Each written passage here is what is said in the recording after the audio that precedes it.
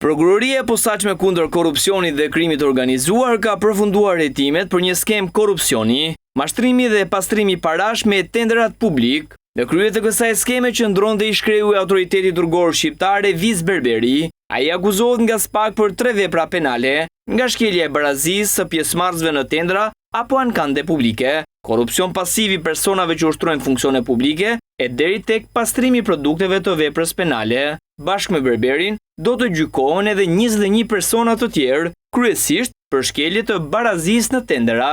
Hetimet e SPAK zbuluan se Berberi është pronar de facto i shoqërisë DAM SHBK për të fshehur gjurmët e pronësisë së kësaj shoqërie.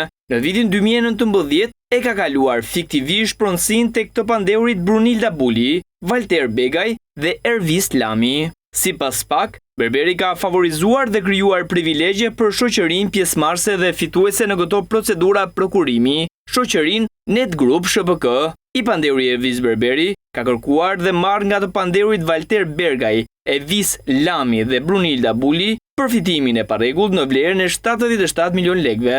Gjithashtu nga hetimi është evidentuar fakti se shoqëria Net Group SHBK, gjatë zbatimit të kontratave të fituara në këto procedura prokurimi, ka përfituar në sajt të paraqitjes së dokumentacionit fiktiv të autoriteti kontraktor si raporte apo situacione, të cilat rezultojnë se përmbajnë të dhëna të rreme në përmbajtjen e tyre.